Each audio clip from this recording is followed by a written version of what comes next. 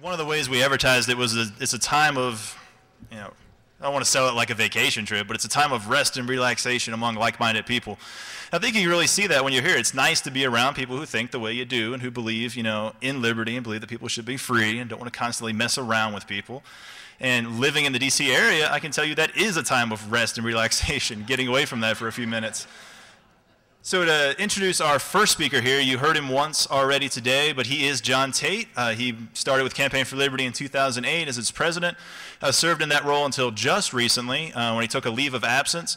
I have no idea what he took a leave of absence for or what maybe other things could possibly take up his time right now. But I hope you'll join me in welcoming John Tate.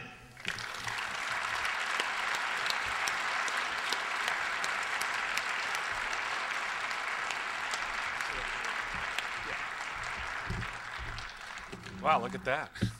2 fans, sweet. Thank you, everyone. I'm glad everyone's here. I will say it because it's public record. I left Campaign for Liberty, took a leave of absence to serve as Ron Paul's campaign manager on his presidential campaign. And I'm just here tonight to introduce our next speaker. I was given the honor of introducing our next speaker. Our next speaker first called Ron Paul a few years ago to talk to him about the Fed. He had an interest in it, he was concerned about it, and he had seen Ron's work on the Fed.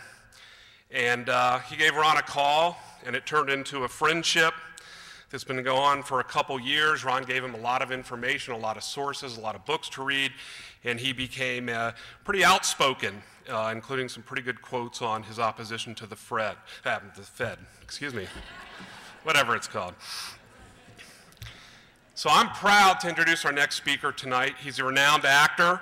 He asked me not to give all of his movies, but a few of them you may have heard of: Wedding Crashers, Old School, Couples Retreat, and my personal favorite, Dodgeball.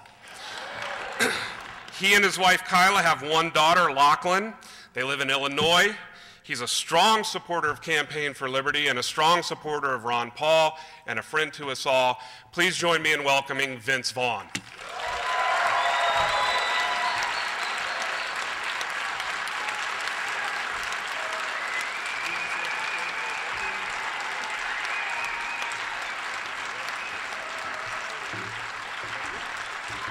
How are you? Good to be here.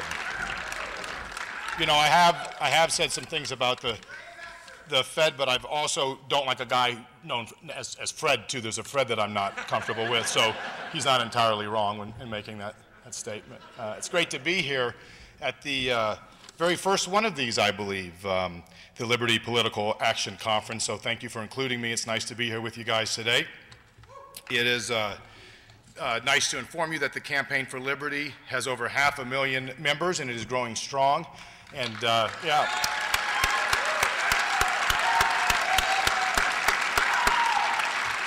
And the Campaign for Liberty has been tremendous in calling for an audit on the Fed, which is great, and that is how I first made the acquaintance. I called Dr. Paul, and I think he was a little surprised to think that I was calling him, but I was just impressed with his talking points on that subject and his willingness to get out there and really keep beating that drum, so I thank him for that.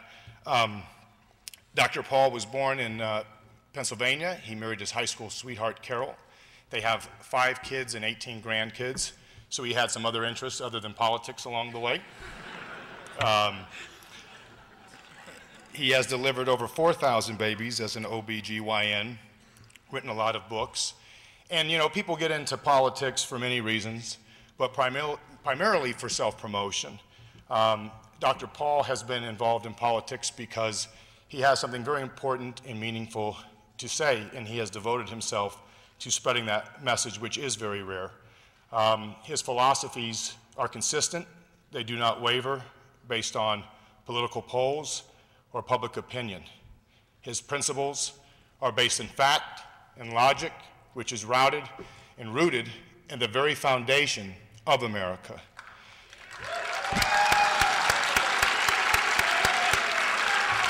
We are all very lucky to have a voice like his out there, and we need to have more out there that are like his. It is my great honor tonight to present to you Dr. Ron Paul.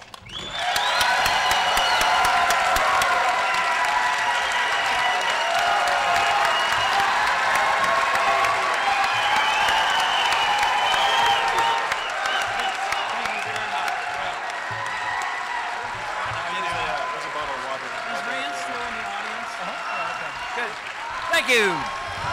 Thank you. Thank you, thank you.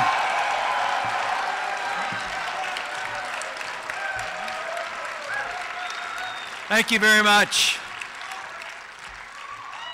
And a very big thanks to Vince for coming and being part of us and part of the Liberty movement. I'm so delighted he was here tonight. I also want to thank John Tate and Jesse Benton, who's worked hard on the Campaign for Liberty as well as the presidential campaign, and they are very instrumental in what we're doing. I want to thank them for all their hard work.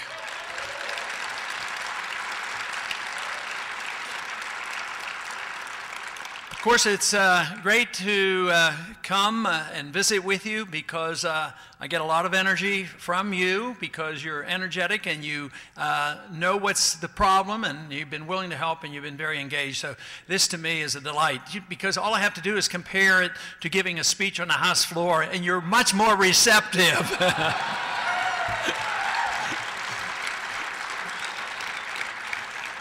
But I think the whole country's becoming more receptive to our views.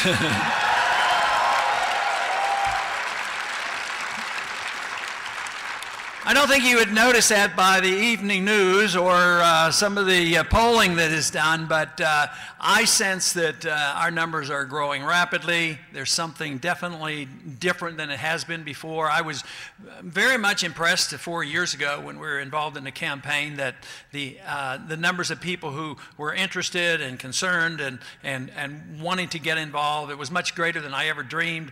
But I'll tell you what, it's much bigger now than I ever thought either, even 4 years ago.